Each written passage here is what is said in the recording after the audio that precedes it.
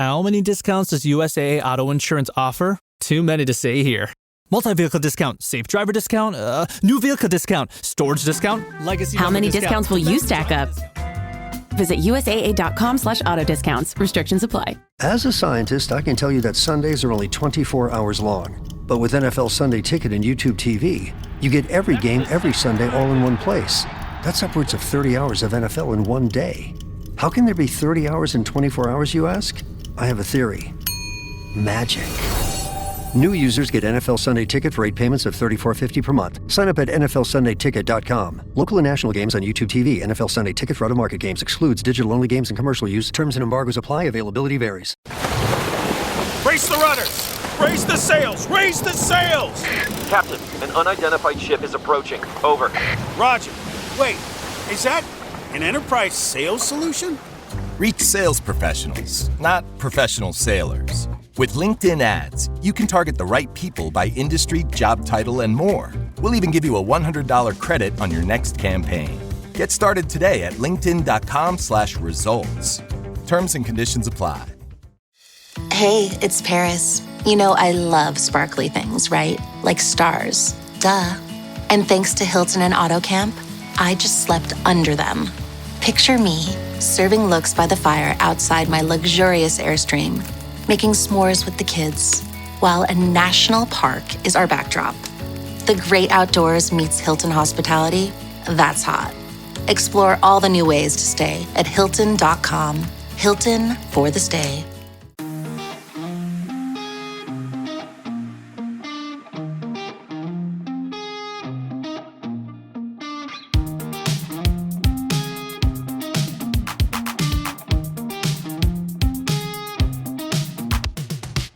Back with another episode of Keeping Current with Kansas City. This is That Bell from the KC Soccer Journal, and I have the Carrie and Sperry tandem with me tonight. Carrie from the KC Soccer Journal and Off to See the Wizard on Instagram and TikTok and Twitter. Is that right? And Daniel Sperry from the KC Star and multiple media, other outlets that he does. I don't even know what all the hell he does, but how are you guys tonight? Doing well, feeling very well rested after coming back from the Pacific Northwest and taking the day off. How about you, Sperry? I'm exhausted, not very well rested, beleaguered, and but good things happening in the Sperry life outside of here. So is there good news to share, or is there just like it's still in progress? There is good news, but things are still in progress that we'll share at a later date. Okay, we will not push that. It's all good stuff. Whenever it happens correctly, whatever. Carrie is all well rested because she took a really long trip to the Pacific Northwest, caught 2 games, loved being at both of them. But we're here to talk current. What were you doing when you saw that opening goal? 90 seconds in? Yeah, wasn't expecting it. However, got to see every minute, every second of it.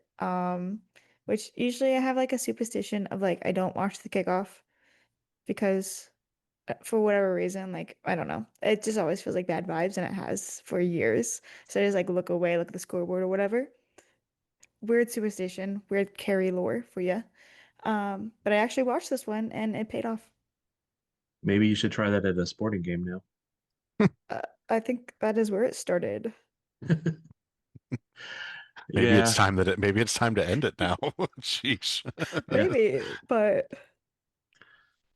it was a good game.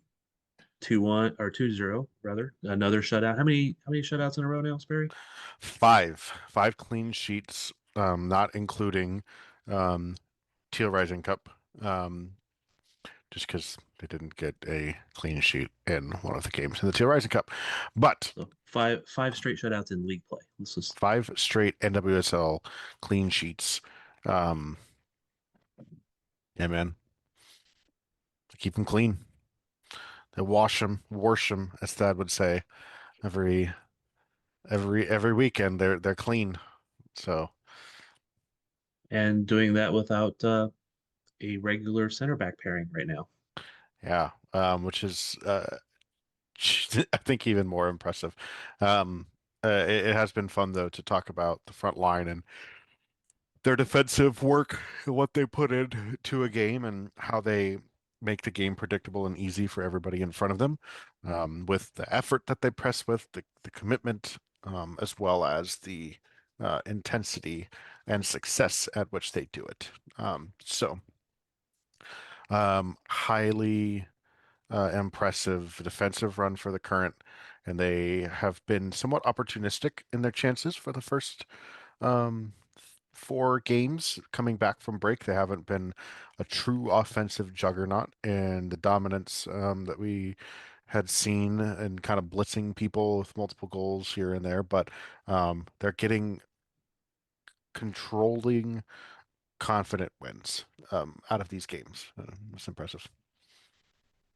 I know it's always like a vibe with the Current that even when they don't have the ball, they're controlling the game, and it just doesn't really seem to change. I mean, that keeps on rolling. They score early or they score a little bit later. They just keep not allowing a lot of great opportunities. I don't have all the stats pulled up in front of me because I just came from recording the other pod and I didn't have a chance to re-pull stuff up. But it, they did not have a lot of chances in Portland, did they? The Current. No, Portland. I mean, Portland did not. They had two chances that were higher than point 0.1 xG. A majority of their, I won't say, let me double check this count, but it looks like a good two-thirds of their shots came from outside of the penalty area, which just shows you how, little chance that they actually had to do something with. They accumulate zero point 0.8 xG on they had about as many shots, I think it was 14 shots total, as the Current did. They put as many shots on target, but their shot on target xG, the post shot expected goal line, didn't barely accumulated to like zero point 0.3. So the Current, on the other hand, was well above one in both XG and post-shot expected goals. Guess what? They scored two goals. So um, just the ability for them to make everything predictable in all phases is the thing right now. so back to that early goal, Carrie. You watched from the start. Did you see Ellie flying on the backside there to get that goal? I mean, were you seeing that? Like, were you going, yes, this is a goal? Yeah, Ellie was speeding into the box, and we were positioned on the in the corner that it would have taken place and that her run came into. But the second that Izzy did that cross, it was such a beautiful pass, soaring through the air that you knew anyone who was gonna put a touch on it, it was gonna find the back of the net. It was like practice with no goalie. I mean, it was interesting just from the tactical point of view. Rob Gale tried to go with three at the back um, in the first half, which is not what the Thorns do. And which at times, if the wing backs are not properly positioned, can leave a giant gap between the outside center backs and the wing backs. And that wing back was pushed way forward because normally the right back, and Vlaco said this post game, normally the right back for the Current is a bit more defensive posture because of how high they put Michelle up, and they gave Ellie freedom and license to sprint forward in the moments that she saw the opportunity to attack. And boy, did she do that perfectly with that run. He did. A little bit of a change for Vlaco. He started Ali Sentner, gave her the start, gave Michelle the start at the right wing. And one of the things that you can never replicate watching it on TV is just like watching the positioning and then how players are running and some of that stuff because you don't see them as much. What did you think of Sentner's first start, Carrie? I thought she was good. I was a little bit more focused on Claire Hutton. She was the player of the match for me. Um, and especially going from, her in midfield to the other team playing the next day. In that midfield, it was whiplash. So much I think I got a concussion during it. But sh- Hutton is just you watch every single game and you're like this is a special player. and the way that she moves, especially her turns. I think she's now known for her turns in the midfield. Um, but I think that having Lowe, Ali, and Zentner come in, I was like, yes, this is a national team midfield, which we have seen briefly a few months ago, but I was telling my friends who are a little less versed in women's soccer, is like this is a national team midfield. Like this is the real deal. You'll have to keep watch on Ali, especially Ali and Hutton, because they are the future and they're going to hopefully be with this team for a long time, but especially just like in the scheme of women's soccer and U.S. national team, that they're going to be around for a long time playing together, playing off each other. I would I think agree. I think what almost was impressive too about it was like across the way from them is also a national team level midfield, right? Yes. Like the Thorns have Sam Coffey. The Thorns had who played a really good second half. I thought Sam Coffey's second half was Yeah. better than her first. But like Coffey there, they have Moultrie who can drop into the midfield or sometimes plays as a wing. You have Hina in there. You have potentially Jesse Fleming in there. I mean, those are legitimate national team global stage quality players that are on the opposite side, and Claire Hutton was the best of all of them the whole night. And like you said, it's just really fun to see um, the general group of that midfield do what they did. And it was great to see Ali actually, I don't mean this in a sarcastic or bad way, but it was great to see Ali very clearly take a step forward in her understanding of what is asked of that position from an attacking standpoint and what she does because there were some balls that, like, if she was playing a little bit closer in towards Temwa, the passes that she could thread through seams into Temwa. She did it a couple of times to Nichelle or to Bia, very much like those Hutton balls that just kind of perfectly curve right into the path of the player. I mean, that was clearly in her locker. She did it multiple times on that night, even to overlapping fullbacks as an option going forward again. So I'm really interested to see more of that because that was the Ali Sentnor that really that I came away from that game saying, oh, okay, she's got it now. Like it kind of clicked for her, the vision and the timing because it wasn't there very much in the Salt Lake game. And it wasn't really there when she came on as a sub. There were a couple of passes that she didn't play or chose not to feed Bia, and I think this time she was very quickly playing those passes when they were on, and it was good to see. Yeah, I would agree with that. And I think we predicted when she was traded for uh, that, it would be only a matter of time before she's probably getting more of the starts. And I don't know if that's going to be the case all the time, but uh, having her starting and Dabinia come off the bench maybe a little bit and some of those things. Again, not saying Sentner is going to start every game, but we think that she has that future for sure. Yeah. And I mean, imagine you're a Portland fan or even a player and you're seeing this lineup and then you look at the bench and it's Cooper and Dabinia as their first start. Yeah. You're like, okay, these are gonna be the first people off the bench. Hmm. The current lineup's gonna get tired, but when those two come on, it's just gonna be just a brand new starting lineup, brand new game, just about. Hmm. I will say, like looking at this, like Ali Sentnor, so team lead and shot creating actions. Uh, oh, let's do this. Let's play trivia. Okay, who Ali Sentnor was third on the team with three shot creating actions off of her passes as the first event. So the pass that truly led to the shot.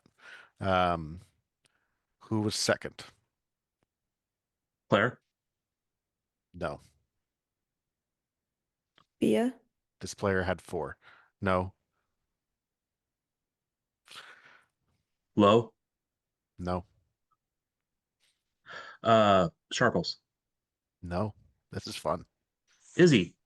Izzy Rodriguez had the second most shot creating actions. Bia had the most with five. Um, So 5-4, Ali Sentnor in there with 3. After that, it was Timwa and Lowe at 2. And then, of course, a random one from Ellie Wheeler that happened to be an assist and a Haley Mace and Dabinia each had 1 shot creating action. You're tuned into Auto Intelligence, live from Auto Trader, where data, tools, and your preferences sync to make your car shopping smooth. They're searching inventory. Oh, yeah. They find what you need. They're gonna find and it. You can make a budget for your wallet to help you succeed. Pricing's precise and true. So true. It's smarter car shopping. Ooh. Just for you. Oh, it's just for you. Ooh. Find your next ride at autotrader.com. Powered by Auto Intelligence. Got some good news for your ears. More of that good stuff is coming up. And even better news for your hair. The best hair care is at Sephora.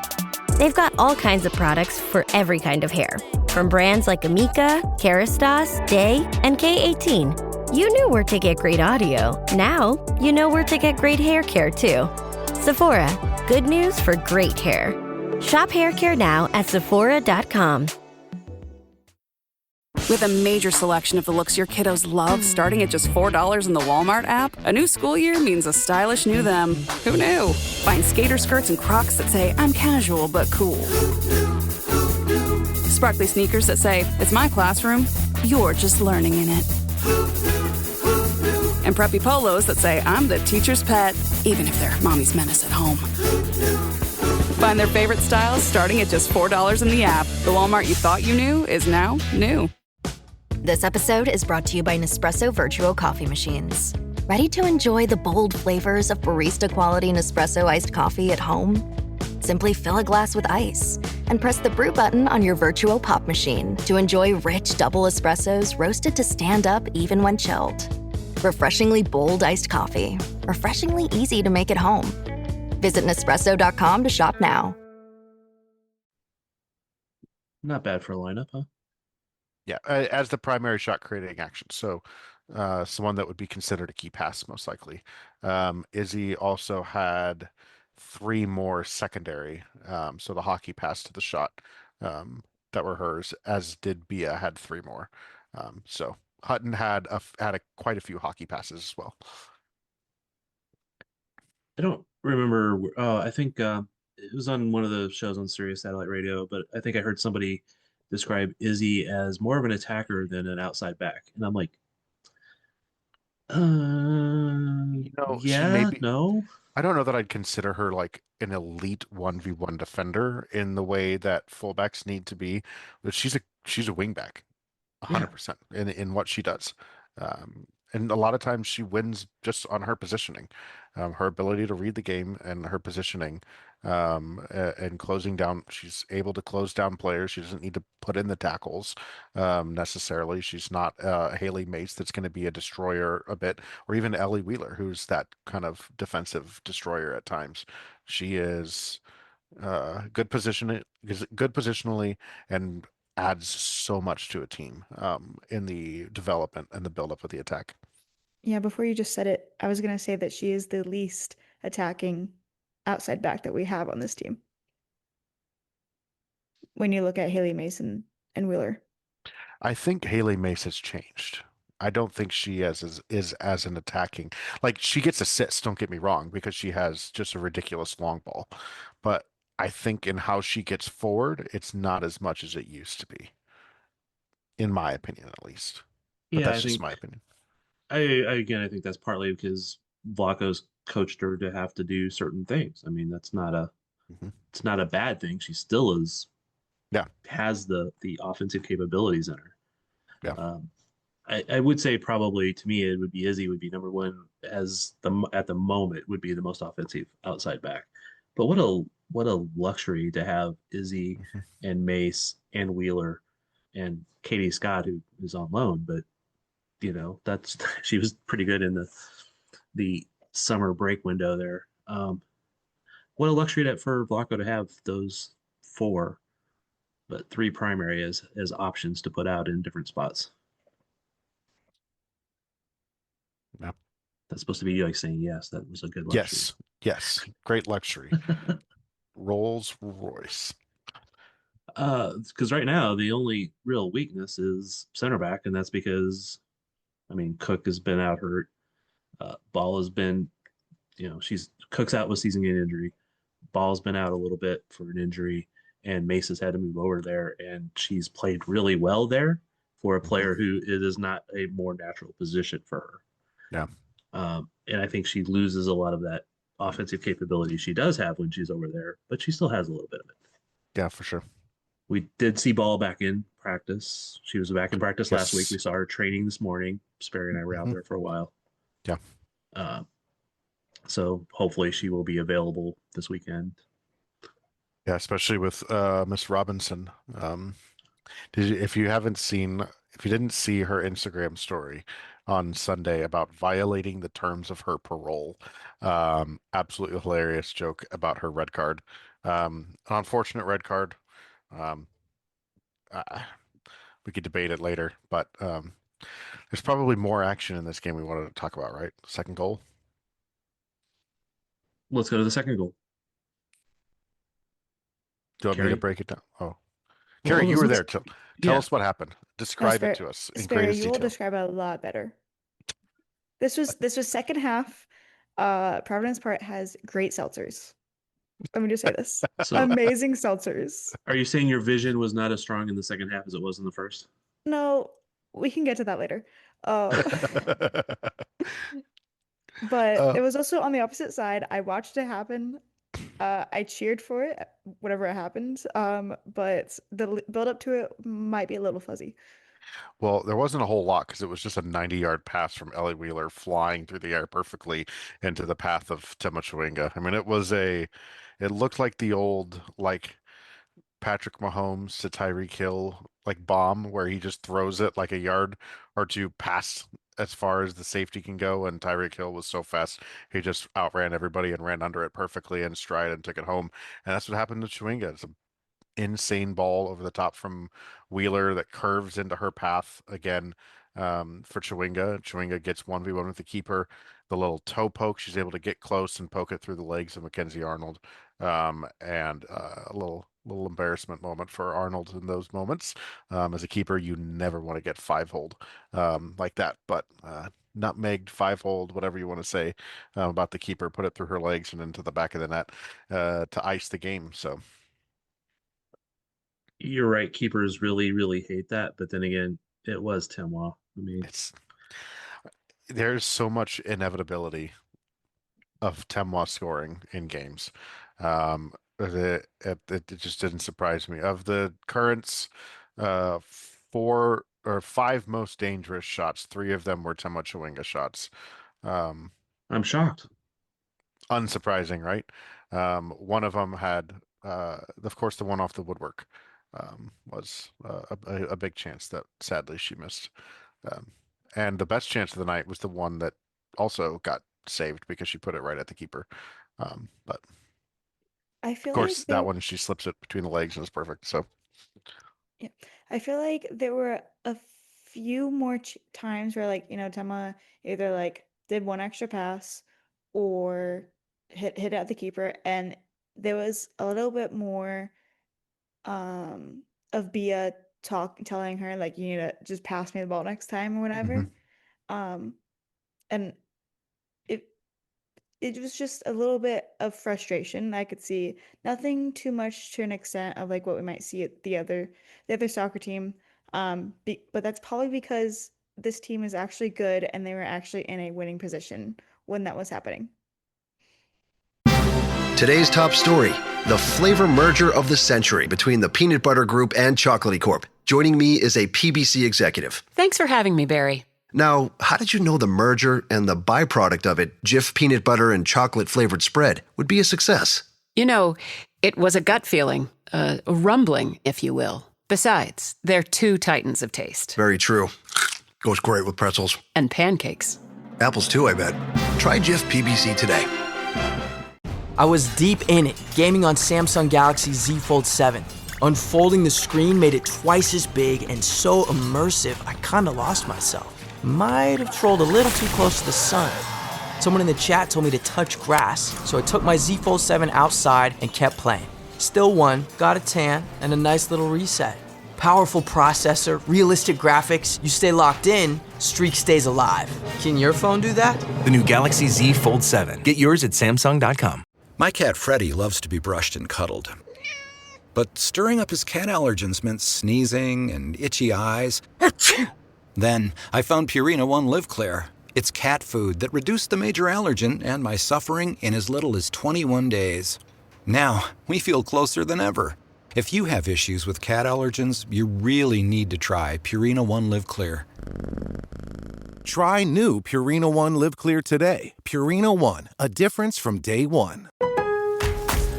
Lowe's knows that no matter your paint project, saving is at the top of your list. That's why when you shop today, you can buy one, get one free select Valspar and HGTV Home by Sherwin-Williams one-coat coverage interior paints via rebate. Shop these deals in-store or online today at Lowe's. We help, you save. Selection varies by location. While supplies last. Discount taken at time of purchase. See sales associate for details. Offer valid 8/21 through 9/3. Yeah. I also think like a striker's natural tendency is to always want the ball if the shot didn't go in. And so like I expect that out of a player like Bia, because she has to be ruthless in that sense. And so like I know not a whole lot of people like Cristiano Ronaldo, but in his prime, he was one of the best goal scorers that the game has ever seen. And he if the shot did not go in and he had a chance to even be near the ball, he was livid that he didn't have it. And there's something about that killer instinct, I think, at times that feeds that. And when your teammates can recognize how to work off of that or recognize what that is, then it's handled. But if you're sporting, like you say, the team across town, and the star striker is screaming at you because you didn't get the pass to him, maybe feelings feel a certain way after. But for this one, I read a lot of those things as just genuine like hunger from goal scorers, especially from a striker. If it was a midfielder, I'd have some questions. Yeah, I expect him to say, "Why didn't you pass it to me?" Quite honestly, if you didn't score, you should have passed it to me. That's just that works. 95% of the time, that shot's not going to go in either. So, but I get it. All right. Mentioned earlier that Sentner and Michelle Prince started instead of Dabinia and Cooper. What did you guys get from how Prince played? She got the start. I liked Prince, but she didn't stand out to me as much as she had in, I think it was the last game, maybe the one before. It gets a little hazy with the Portland, or not the Portland, the Orlando. We were there, then we weren't, then we were, kind of situation where she played. But I remember one of these episodes we gave her a shout out because she played and we liked her playing and how she was, bringing a little bit more spark to the team than we usually see from her. But nothing too noticeable from this one in terms of what we thought a few weeks ago. How about you, Daniel? I thought she was fine. She created some chances, and she was the one she was kind of getting on the end of shots. She has one shot creating action in there, so you kind of hope she's a little bit more involved in the buildup, in some way. But I do think like the moments that she did get in on the ball, she was fine. I do feel like the first half she played really well. I thought her positioning was good. I thought the way she moved the ball within the buildup was fine. Of course, a lot of times with a team like this, the recipe is get the ball to one of the other three and let them do something, because that's a lot of times how the game works. So I can understand that maybe a little bit from how she was playing in the game. I also felt like the second half I've missed her a lot more in the game, and obviously the game, as you would expect, the game changed when when Dabinia and Cooper came on, but I did think I thought she put in a good shift defensively and all those sorts. She wasn't as dangerous in the attack as you maybe had hoped. Um, I think too, maybe like sometimes players when they come on as subs, right, they're trying to give a spark, so they come in with like super high energy because they know they've only got like 15, 30 minutes to give at most. When you're a starter, you got to pace yourself to be able to make the runs that are needed of you in the 60th, 70th minute and stuff like that. So um, I can see why there might be some difference when Oh yeah. that you say in the energy when she comes off the bench versus when she starts a game. But she was I won't say she was a non-factor in a negative way, but like she was fine. She helped the team win. She didn't hurt the team, and it was good. I thought she did pretty well. Yeah, no, I've had a positive opinion of her from the last couple of games. I've never been a huge fan of her. I mean, I knew she could bring stuff, and I'd hope she could bring a little bit more than what we've seen of her between injuries and trying to compete with Cooper. But I think it was good for Cooper and Davinia maybe not to get that start and maybe be a little rested and a little pushed and maybe realize that there are spots, not that anybody's slacking off, but just have that little extra competition. And I felt when Cooper came in, she was a little more than normal Cooper than she had been like the past 3 or 4 games. Yeah, I think so. And I also think like I don't know, Carrie, you were there. How hot was it? Was it that hot up there? Just because I wonder too how many times the heat or the altitude played a significant factor in the output that players were putting through over the previous 3 or 4 games. I know temp wise it was supposed to be somewhat hot in Portland, but how bad was it? It was brutal. Oh, really? Sorry. It was okay. It was okay. I should say it was brutal in the sense of we were in the sun. It wasn't like CPKC, but it was hot. It was sticky. There was no wind going, at least in the stands. Um, if I did not have my fan, which if anyone's been following along on Twitter, I lost that fan, sadly. Um, Oh, I know. I know. where So did I'll you get you lose it another at? one. In the stadium? No, so it made the trip up to Seattle, and I think I lost it somewhere between an Uber and the Airbnb we were at. I know. So So if anybody's I know. listening in Seattle and you find a fan, can you describe this fan? Do you have it autographed? I mean, is there a serial number? Is there an identifying mark? Uh, Okay. Yeah, the fan is just a regular folding fan that Spanish fan. It is white and it has little figures on them, and the little figures are pooping because it is a Catalonian Christmas tradition pooping guy called a caganer. if I found that fan somewhere, I don't know if I would send it back to you. That is okay.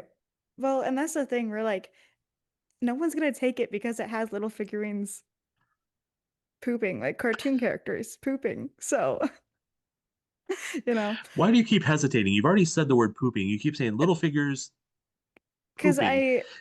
I usually don't use the word pooping. You can use other words. I mean, this Yeah, I know. is But my dad watches. Hi, Dad.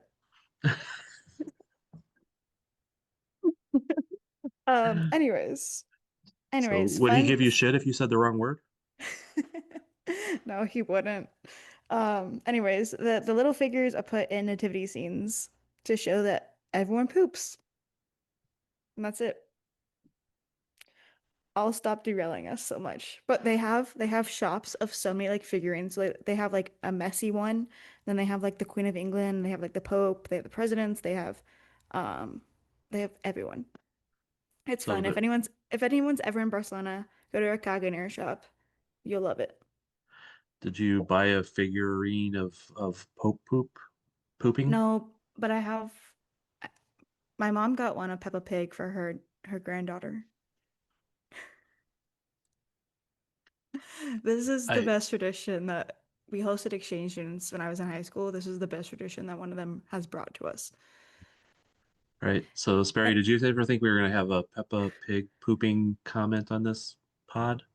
No, but this okay, Are does you sound like a sad that conversation that we'd be having with my toddler too. So something about poop and Peppa Pig sounds familiar at this rate. So But okay, anyways, if I did not have that fan, I would be it, I'm just gonna say it saved me in Portland in that stadium. yeah, well, that sucks. Um, I'm And sorry. seltzer. And seltzer.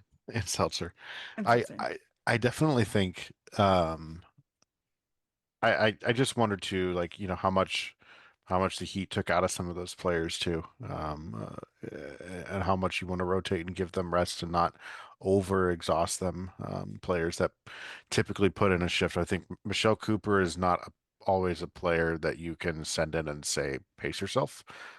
So if you need to have like a player like her, she's always going to put out the maximum effort every time. And she can run herself into the ground a little bit early in games and has done it in the past. Um, and I think it's probably good on Vlatko as well to recognize the limit of some of his players that the output that they can give, especially with travel, the turnaround from that heat and recovery from it. Um, I know there's a lot of fans from that Orlando game that were talking about their own like personal recovery, and they didn't exert themselves at the level that the players did in that heat, because it was still hot as heck when that game was played. So, um, just wouldn't be surprised if that played a factor in some of those decisions. I think there's probably also a small factor that Portland is turf.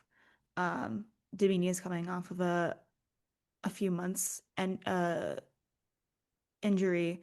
Cooper has been known to, pick up a knock that sets her out a few weeks at a time. I think, uh, did it have a big factor? Probably no, but did it have some factor? Probably. I think that's a fair Yeah, point. yeah. All right, so when Vlaco back in the old days coached the Kansas City Comets, there was a couple years when they were so good. I used to describe them as boring because there was one year they won every single game, most of them by 10 goals, things like that. Are the current becoming almost too good that they're almost boring? Well, Rob Gale said he doesn't enjoy the current style of play, which shows he doesn't enjoy winning because if you look at his record against the current, yikes. Yeah, and even like people up there acknowledge that he's been outcoached by Vlaco pretty much every time. Yep. Um, good writer, Fook Win, Yep. up there. A few others too were very quick to point out the hilarity in that comment because I think all of them wish that their team was kind of competing at the level that it was in 2021, 2022, which is what this current level is at the moment. What did did Gale specifically say what he doesn't like about the current? I mean, No, he didn't. It was kind of in a bit of a ramble of his. He was just talking about his thoughts on the game, and he said the first goal should, really it was some offensive foul by Chewinga. That before the throw in, we get wrestled off the ball and all this stuff, and they have a counterattack and go, and I'm like. It was a throw in that went back to a cross to the back post of the empty space that you created by changing your lineup specifically to try and do something different to beat the current. He has tried his style of play against the current, um, and I think he's been outscored 9-2 in those 3 games as manager, and so as the manager of the team, and all 3, of course, were losses. shocking. What about you, Carrie? Is it almost boring now that the current are so good? No, it's never gonna get boring. It's but I mean, I guess they at least change it up and have some different goal scorers. Timois and Ellie Wheeler, Timois and Dabinia, Timois and Michelle Cooper, Timois and I Kayla think Sharples, Timois I and Yeah, I think it's actually gotten more interesting because you're like, I know Tambo's going to score. The question is, let's place bets on what minute it's going to be. But it also isn't like last year at times it felt like the team was just a one-track funnel to Chewinga, where here they're so dangerous and they're so aggressive in how they attack. I mean, they take so many risks. I know somebody was talking about only if only this team could possess the ball and be better passers. And I'm like, do you realize the chances that they create are so high quality because they take risks? And the Vlaco national teams possessed the living crap out of the ball. And did fans like that? No, they hated that. They they didn't win as much too in the World Cup. So like I mean like look at what this team has done, how they play. I think there's action all over the field. It's a high tempo a lot of times. I just think it's like the Chiefs. The Chiefs got boring to fans for a while, after a while, because they're like, oh, okay, this dominance. But the current dominance this year is something different than it was at portions of last year. What I think there was portions last year where it was kind of like this, but it came after he brought in Sharples and Cook, and before Bia was out for the rest of the year. I think there was a sweet spot in there where they kind of were this team. Yeah. This team is better than that time period because the players have been around longer and understand all their different roles, when to go, when to do this, when to press, when to make the long pass to Timoa, to Bia, to etc. I mean, and Michelle Cooper has continued to be better, and Claire Hutton has grown to be better. So all of those factors come into it. But I think they were much like this during portions of last year. It's just that they didn't have the defense to do it in the beginning, and then they didn't have the other offense like Bia. They didn't have that center forward who could do anything like her. So just my thought. Yeah. I just think this team has gotten to the point where they are excruciatingly dominant, and other people are going to find ways to complain about it that may not be logical. Oh yeah. As a Chiefs hater, the hate sometimes is illogical. So Often when a team is really good, the hate is a little bit illogical, regardless of what sport, what team. I mean, you hate them because they're good. It's yep. it's The just the way to it. Patriots dynasty was always one that I think people hated because it wasn't always flashy or just hype riveting stuff. It was just effective, efficient, and dominant. Yeah. And that's kind of not saying the current or ever are going to be at that level of a dynasty ever in any way, shape, or form yet, because injuries happen, contracts move, players, all that kind of stuff, different sport. But the type of team that they are. Yeah. And with NFL, obviously Brady played till he was like 140 or whatever it was, something. Um, and he was still good even when he went to Tampa. So it wasn't just because he was with the Patriots. Again, don't really want to talk NFL too much over here because if we're going to do it, we probably somehow we would end up devolving into somebody getting engaged or some shit. Um, and it's not the podcast I like. What I was actually thinking about this earlier at one point today. I think after the availability today is just looking back at Vlaco as a coach with FCKC, and again, even with the Comets, which is a completely different thing, but with FCKC, the first year they came up short, and they immediately were trying to find the right player to fit into the mix to be good, and they went out and got Amy Rodriguez and Lauren Holiday and her connected. In the second year, they go to the championship and win it, and he's already thinking, okay, other teams are going to now be able to figure me out or do this, and what do we need to do this again the next year? And they went out and got Heather O'Reilly.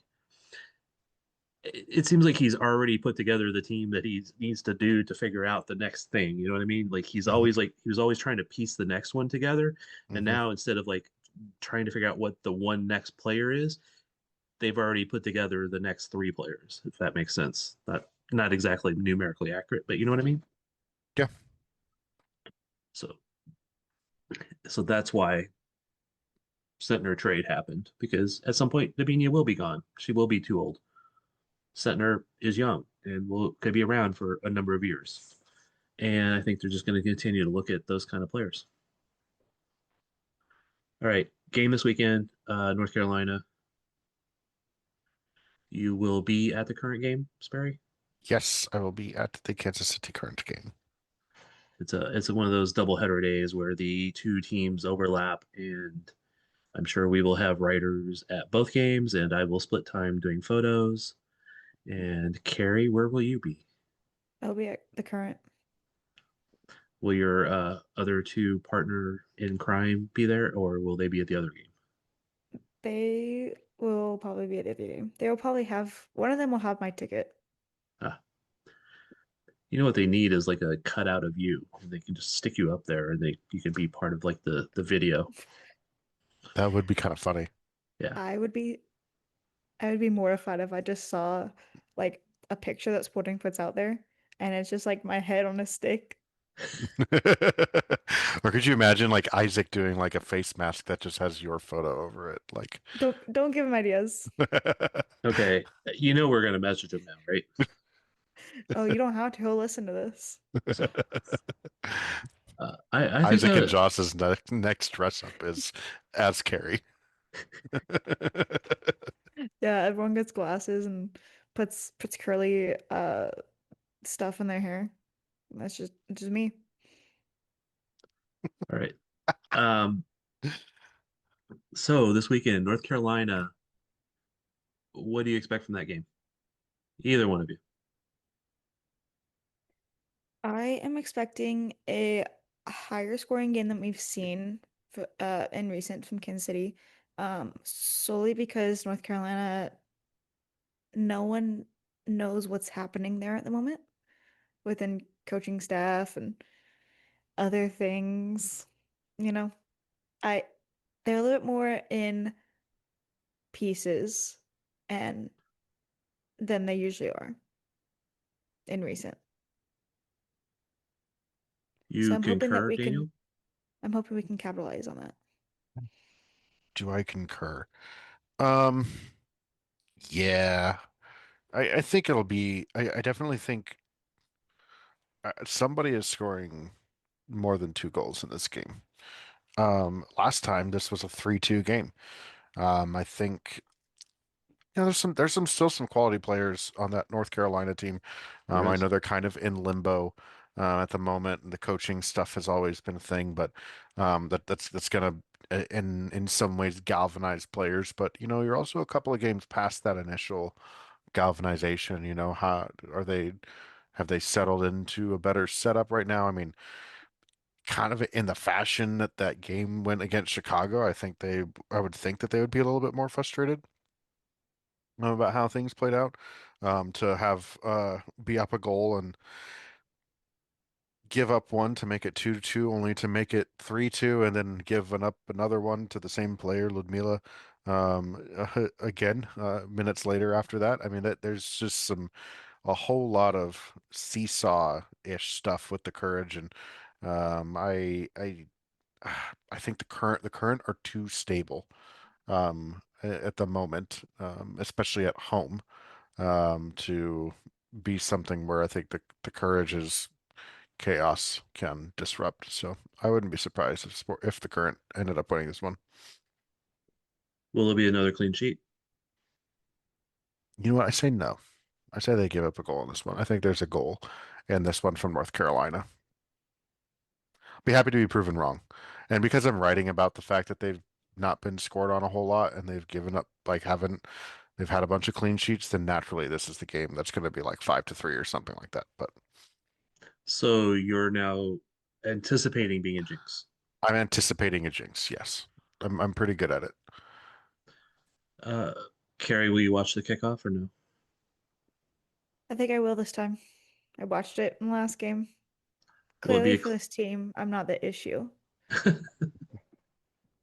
I don't think you're the issue with any of these teams, but I know it's part of like human natures.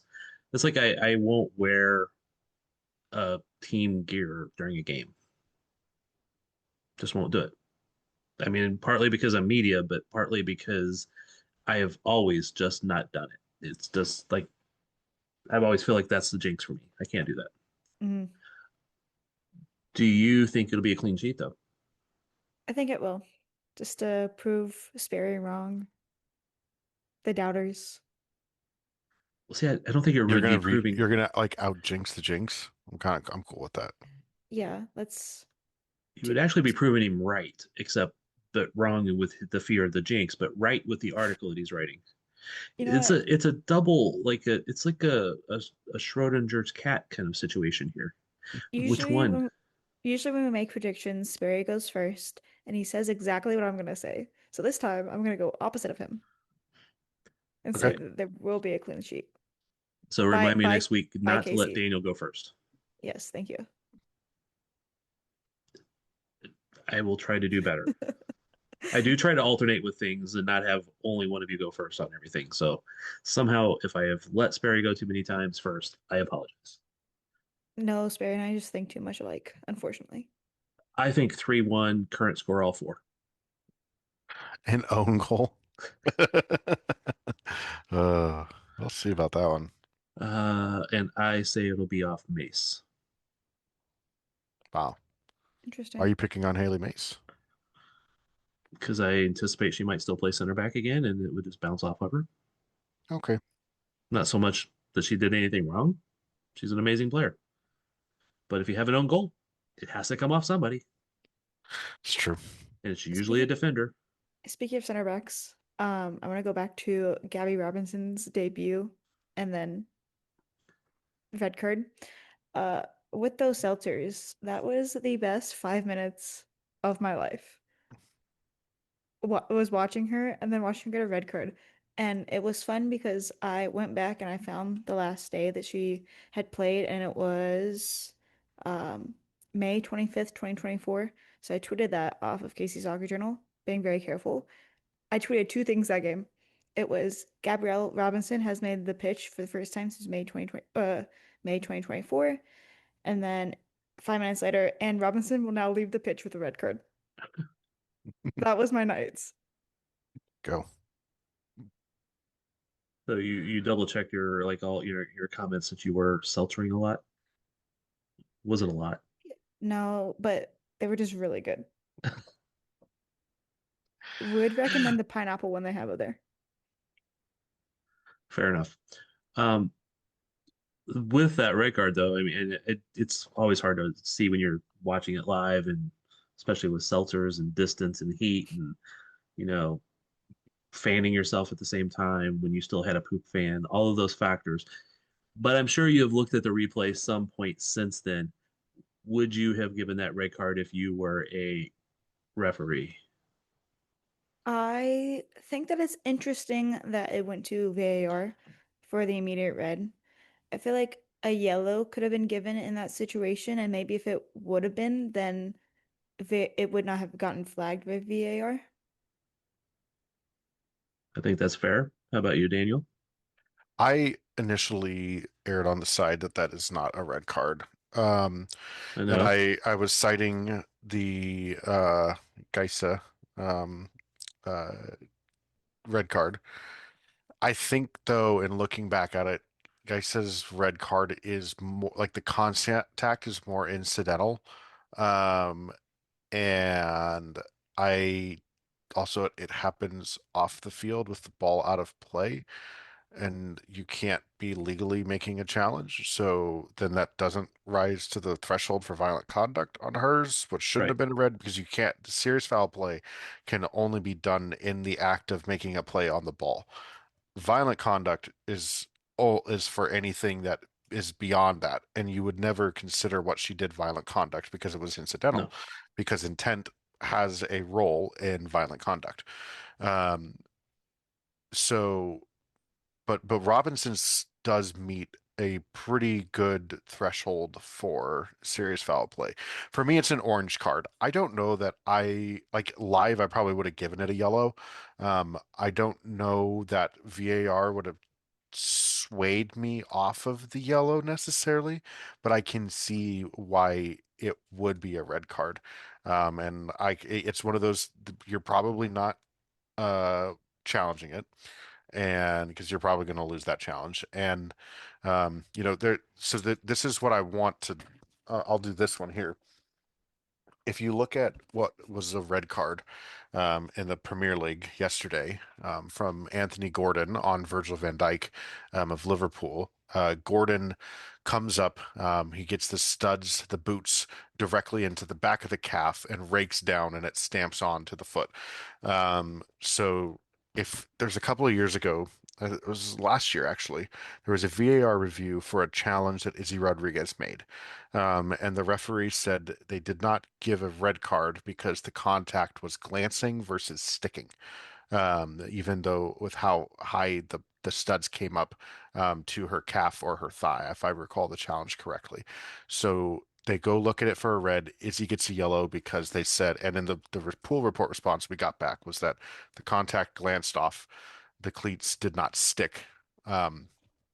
And in this case for Robinson, those cleats stick to the Achilles, which is a severe risk for injury, a clear endangerment of safety for the player. So um, the red's fine with me in that case. I know she doesn't mean to. I don't know how hard that contact was necessarily, but the danger of it, it's a pretty high danger play. So I can live with the red card there. And I do think it's very clearly different from Geis's in the long run. Yeah, because I know we texted that night, and that was one of the references was that one, and I went back and looked at it, and it was like I saw it as a different play because it Hmm. was Yeah. battling for the ball and essentially just an accidental stepping on her. Again, card worthy. Uh, However, like you said, because the ball had actually been out of play, and they did not realize that they're still fighting for the ball, but because it was essentially a dead ball at that point, there was not an intent, there wasn't any of that stuff. And again, I don't think Robinson had any intent to hurt the player, but it was But a you don't have to have intent for right. serious foul play. No, I know. If I'm just you saying yeah there. no and I'm just trying to clarify that for people. That's all. Yeah, it you don't have to have intent. But there was not an intent. It was just to reach out and was late and missed. And I don't think it was even that hard of a contact, but it doesn't have to be. And that made it justifiably to be a red. Yeah. I think and at that point you're at the referee's discretion of whether a play meets the reckless or dangerous threshold. And what is the threshold of dangerous for a referee on a given day? And that is the subjective nature of that sometimes. And that's why I call it an orange card because it really some could have been red, some the amount of murder that they let people get away with in this league, it could have been a yellow. So Yeah, I mean, I think a yellow would have been really a perfect card to give in that situation. It's just because of how it went, it didn't happen that way. So, yeah. all right, fair enough. Anything else we need to discuss? We I know you were heavily perusing the number of players that were training today to make sure that everybody was supposed to be there was there, and it did look like every player that could be training was training. Yeah, including Christian Hamilton. She was in there. Quite literally everybody. Claire Gagne was in goal. Again, who she'd been kind of working through her concussion stuff for a few weeks. Even Vanessa DiBernardo was doing some sort of drills with the team in the warm up, which was cool to see. So Yeah. just everyone we counted 26 humans. How many non-humans? Well, there were no dogs out there today, so that at least that I saw. Maybe they brought them later, but um, Fair enough. Uh, Interesting. One of the players there was Marta. yes, Lacho Yes. um, was still there. She hasn't quite left for Kug. How do we say it? HB Kug. Yeah, yeah. You sound like the Google translator with that Do I? voice. Do I? Yes. I need to just get a sound of that and plug that in. My understanding is that they're just still waiting on the visa stuff to clear. That's why she hasn't went over for Yeah. the loan yet. and that's why Jericho had not appeared in any games over there yet for the same reason. But I don't know if she's there now or not. So because we didn't see her in training. No, she was not there. So all right. Any other last thoughts, words? We are out.